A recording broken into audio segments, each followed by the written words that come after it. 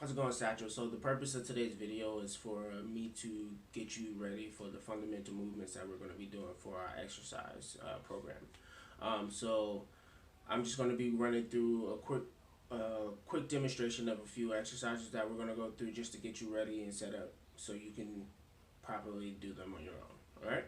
Bear with me. Okay. So one of our major movements are going to be, we're going to be in pretty much in a push-up stance for a lot of stuff. So push-ups, planks, we have diamond push-ups, and things like that. So we're going to properly try to execute that form, all right? So for the push-up form, just get down however you feel like, get comfortable. We're going to start with our arms directly underneath our shoulders, all right? I'm going to do this the side way. We're also going to want to properly pull our belly button to our spine. We don't want our back to sink in. We want to make sure that it's nice and flat and straight. So think about it being a tabletop, all right? We're going to come out. Your feet can be as wide as you need them to be. And all you're going to do, push down, back up, all right? Now that does change for different variations. So like the diamond push-ups, your arms are still going to be directly underneath your shoulders, but they're just going to be a little more in line, right? You just want to make sure that your arms aren't outwards and you're trying to do a push-up that way. And that's the same for the plank and anything else that requires you to do a push-up motion and the push-up and rotations as well. Let me give you a quick demonstration of those. Arms are going to be directly underneath your shoulders. You're going to push up, slide up, and then come back down. Just like that. So our next fundamental movements will be things like we're going to be in the same stance pretty much as the push-ups, but our knees are going to be directly under our waist or our hips. And this is required for like mountain climbers, fire hydrants, and donkey kicks and like kickbacks and stuff. So what we want to do, we're going to get back down into that same type of stance. We're just going to be on all fours, and we're going to arms directly underneath our shoulders. Our knees are directly underneath our waist, and our hips, they're all in line, straight line. And for each one of those movements, you're going to be doing so like this, all right? So for the mountain climbers, you're going to get it back up, raise up kick up off your feet, and then you're going to knees up, back, just like so. And then when you get into the fire hydrants, it's more of a leg lift. You want to keep that belly button in the spine, want to keep that back nice and straight, and just going to lift that leg up to the side as high as you can go, coming right back down. And you want to squeeze those glutes as you're coming up. And the same goes for the donkey kicks, all right? You're going to come up, bring that leg up. You want to try not to tilt it back, but it is a little harder not to do it. You just don't want to overdo it. So like dipping that back so that you're losing the stiffness of the core, right? So keeping the core engaged is very important in doing all these exercises. Alright, Satchel, so now we're going to get into our squats and inchworms, alright? So for the squats, basically you just want to be in a nice little neutral stance. Whatever feels comfortable. You can go a little wider on the squats. This varies on person to person, but in typical, you want to be shoulder width apart with the feet. Take that nice stance. Now you can try to keep your feet straight, but naturally our feet pretty much tilt out for a little bit. You know, you feel more comfortable that way. But you just want to keep the core tight. You're going to squeeze the glutes. For these squats, you can do them in different various ways. You can do them overhead for more balance to make sure that you can keep your self straight up. I like to keep the hands straight out. Take you that side way. And all you're going to do is come down, down. Keep the shoulders and head nice and tall and straight. Perfect. See it this way. Back down. Easy. Alright. Now we're going to inchworms, alright? So for the inchworm, it's more of a walkout. So you want to try to keep your legs as straight as possible when you're starting to do this. But a slight bend just at the knee is going to help you a lot, especially when you're starting off. It's all about just squeezing the glutes.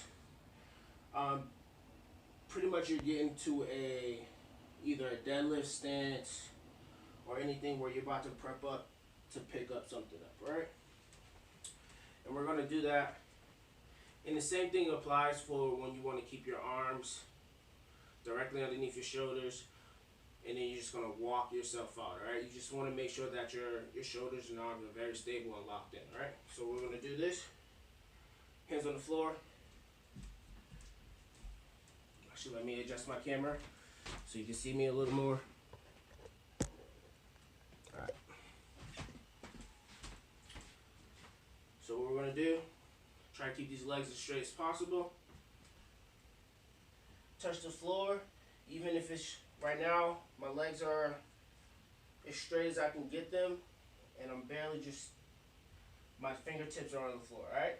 So as I'm going down, as I'm walking out, my arms are right underneath my shoulders. I get into that plank position, and then I walk right back, putting a slight bend in my knees so I can push myself up, hands overhead. That's how you perform the inchworm. Alright, Satchel, so I'm on the floor now because I'm going to be demonstrating some of our back exercises. Need to be on the floor for these. So we're going to be getting into a hyperextension, a supine push-up, and reverse snow angels, alright? So these are all exercises that are going to engage your low back, your mid back, and everything from your traps and rhomboids. All right. So for the first movement we're going to be doing is the hyperextensions. All right. So I'm just needing to adjust my camera a little more. All right. Perfect. You're going to be laying right flat on your belly. The purpose of this exercise is you're going to try to keep your feet down on the floor, facing the floor. Belly button the spine, and all you're going to do is inhale, and as you exhale, I want you to blow yourself up. Second pause, keeping that core nice and tight, and back down. And again.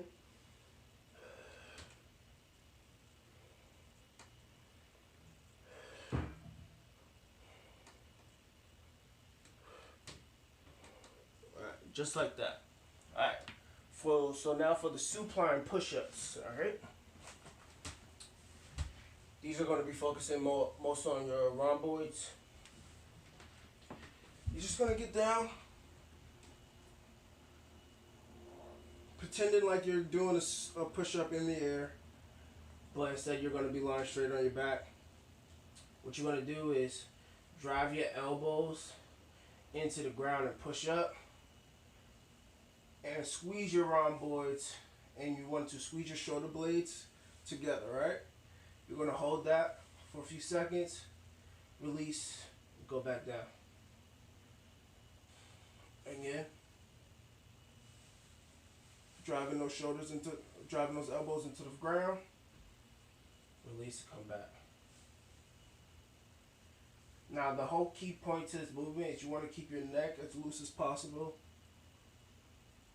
Don't want to feel like you're tightening your neck, alright? Come back. Perfect. And then for the reverse snow angels.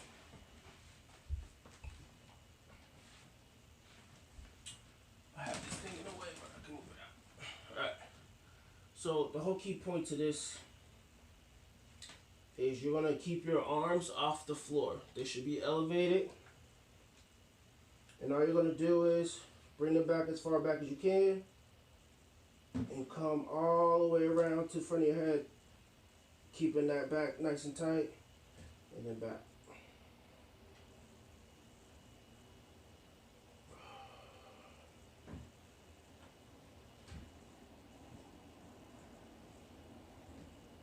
Your arm should never touch the ground during the whole rotation. Hey Satchel, so that kind of concludes the fundamental movements that we're going to be going through over the next couple weeks. So I hope you're ready for the first week of training. We're going to start off hopefully on the right foot and hopefully get you to the goal that you're trying to achieve. So I will see you next week.